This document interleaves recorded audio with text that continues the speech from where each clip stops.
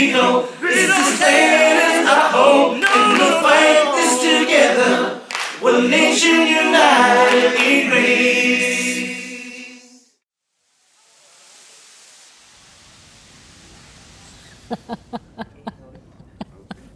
Sorry. Very good. Okay. Yeah. So it wasn't something I decided. You know, I always felt like I fell into it. I realized by going to some auditions and acting on stage that I could do this, and I thought I could do this more than I thought I could write. So I kind of abandoned the writing and went into acting.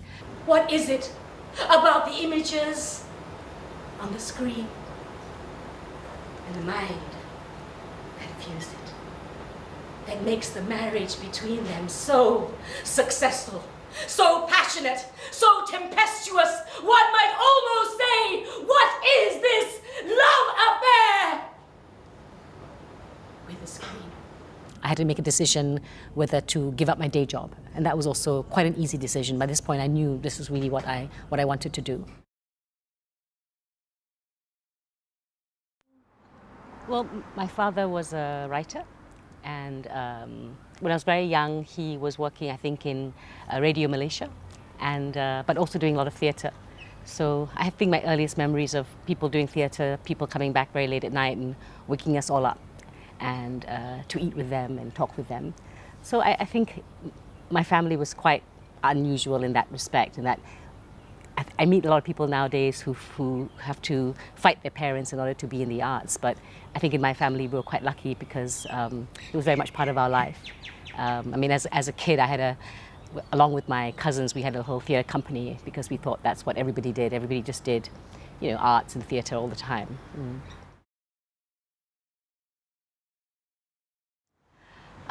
Instant Cafe started in the aftermath of Operation Lalang, when 130 people were arrested, and it was a very fearful time. Newspapers were shut down. My father, of course, was a journalist, so this really affected him as well as us on a very personal level as well. Just before that, my father had written a book called The Musa Dilemma, and I had recently returned from doing a degree in politics and philosophy at university, so I helped him to edit his book. So I think, it was a very political time. At the same time, I had an interest in doing theatre, and I was doing a production of Romeo and Juliet, playing Mercutio. And Christian Jit asked me and a few other people, why do you keep doing other people's work? Don't you want to say anything about your own country? So I realized that I could marry these two things together. The work I was doing with my dad and the things I felt about the country with the work I was doing in theatre. And that's how Instant Cafe was formed. The people's belief and support swelling up inside. I was the antidote. Rumors were that Maruperandan was going to employ dirty tactics. In our country, rumors are always true. Facts are always false. So, it was a very controlled environment. And one of the reasons why we called it Instant Cafe was because we thought the only place that people actually find out what's going on is in the coffee shops. They just see us tortured. Stupid camp. It's like a concentration camp. It's like my old Anne Frank. You know, she and her family had to hide in the closet. Dia buat apa dalam closet? Avoid being sent to the Nazi concentration camps. Asim, they're not gonna gas us lah. Baik duduk dalam closet. You don't understand.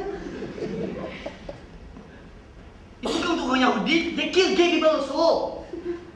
One of the things that we decided in Instant Cafe when we first started was we didn't want to have a manifesto, an agenda of what we are. We are responding to our country. But if you only want to look at it through one prism, then it's very limiting. You'll always be that person. You always have a point of view that's tied to your agenda. And I think as an artist, you can't be that. You have to try to go below the surface of things. And then, of course, we were doing things about politicians. So rather than writing, about them, then you just become one. I think the thing is that, the best way to talk about something is to become that person rather than to comment outside the person. So for me, it's like you let them speak and, then they'll hang themselves. So apa lagi India mau? I don't know lah, these Indian fellas. I mean, how much more can I give them? I give them chance, they don't want chance. I tell them, betray yourself and come and join us. They don't want it. I don't know why. They're very unreasonable people. But Indians can't join UMNO. No. That's why we call it no. Not yes. Why be apa lagi Christian mau? You don't get me started on those people. You know, this heat wave is caused by them, you know. This current heat wave. You know, yes, because they worship the Son of God. So the sun is coming out, blazing down on everybody. Why? When I first started doing theatre, there wasn't that. There weren't people doing comedy in this way. There wasn't political satire. Now I feel there's a lot, and there's a lot of really great people. So, you know, I don't feel so responsible for that anymore. I feel other people have picked up that mantle.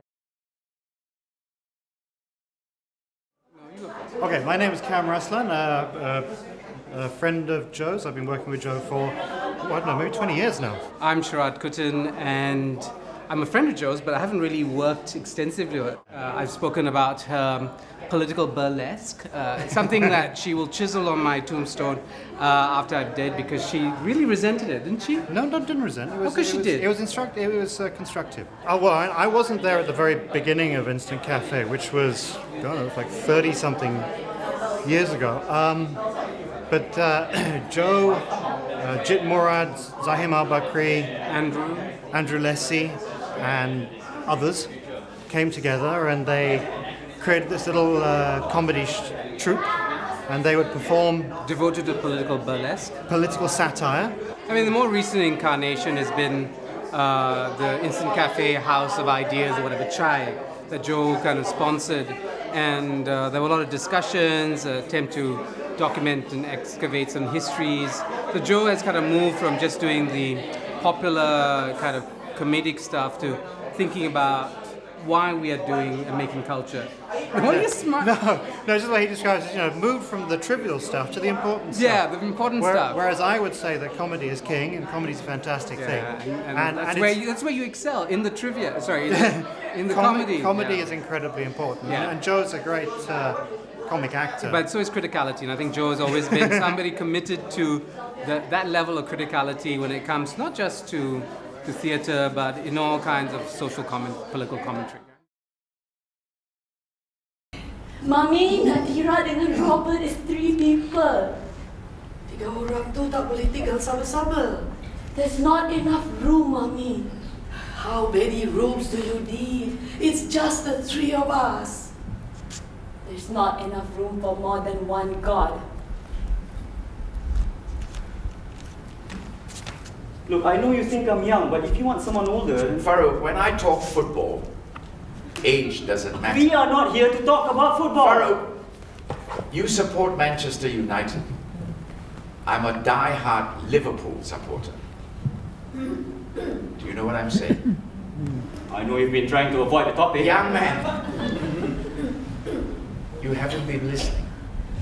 You know, in Malaysia, we always get divided into English language theatre, Malay language theatre, Chinese language theatre. You know, everything becomes so racialized. Why you must speak China? This is not China, this is Malaysia. You must speak Malay, we are not China. Wait, I'm not speaking China, okay? I'm speaking the England. If I want to speak England, I will say Ma, can or not? England can. You don't angry me. So one of the things I feel very strongly about is stop saying I do English language theatre. I mean, I did Para. Para's not in English, it's in Malay. Now, I direct in English always because I don't feel comfortable and confident enough to direct in Malay. But I will give directions to my cast in English and they will do the play in Malay. So for me, we're a multilingual country. We speak, therefore, we code switch all the time. And you can speak to me in Malay and I will answer back to you in English because those are the languages of our hearts. But we can still communicate directly with these different languages.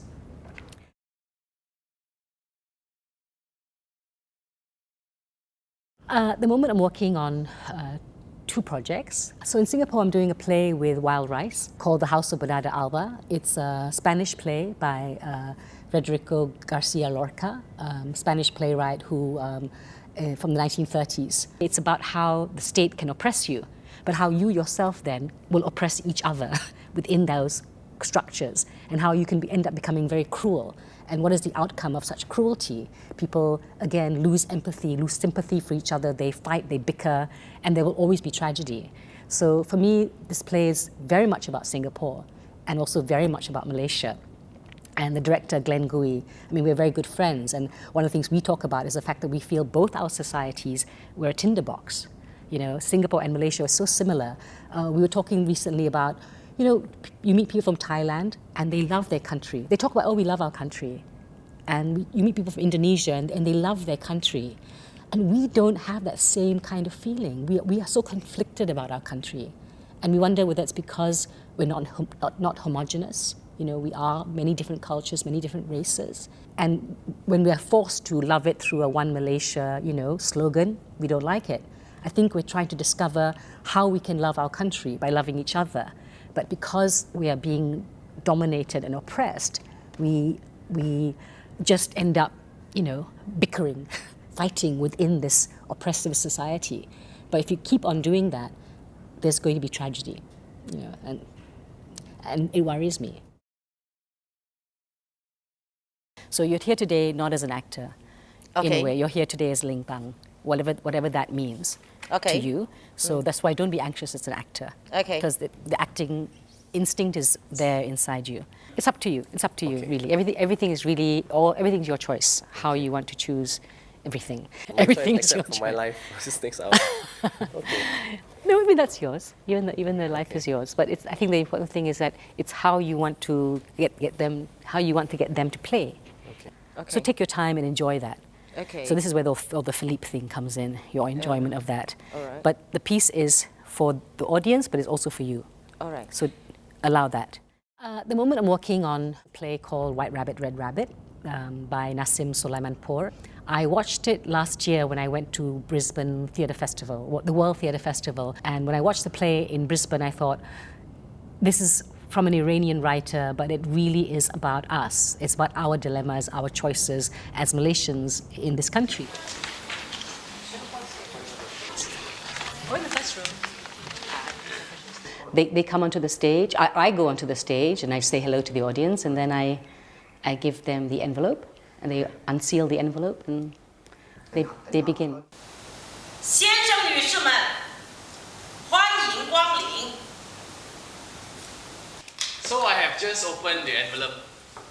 I began to read and have no idea what's going to happen. For me, what attracted me about the play, it's very existential.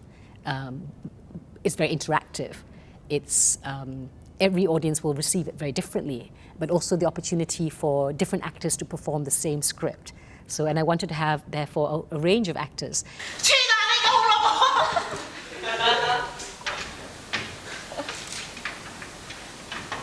太棒了，太了不起了！为这个故事来鼓掌。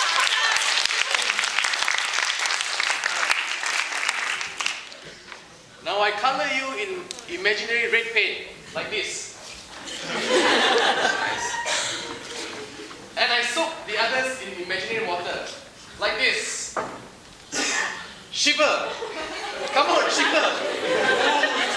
As an actor, I've never felt so manipulated and so controlled by someone who was not present. And that was an interesting experience for me. All of us are the same. As an actor, when you first start, the first 5 minutes, I say, okay, fine. I got all these little tricks and little craft I've built up over the years. I'm going to open this drawer, out comes pathos. I'm going to open this drawer, and out comes other things. And after like halfway through, I find that none of this applies. Because I went first, so I managed to ask almost everybody kind of right after the show what they felt. And the general response has been precisely, So it depends on how much the actor wants to conform to the text and how much they want to rebel against the text, how much they want to do or not do. So and every night it's been different, and every actor has responded differently. Actor always has that by having stepped onto the stage. It is living, and it could be changed, which is the only really interesting thing about theater. And I felt so manipulated, violated, raped, dragged through. I said, This is cheap. This is just author. He wants to be director. Smash it for me, please. But to me, it's like I'm sitting here on the stage. You are holding a microphone talking to me. And I feel like, am I the audience? Is this the stage? Or is that the stage? I used to act, I used to act, and I always had this feeling of looking at the audience and feeling they're moving. It means like I'm tired, and I feel like they're acting. And right now I'm becoming the audience.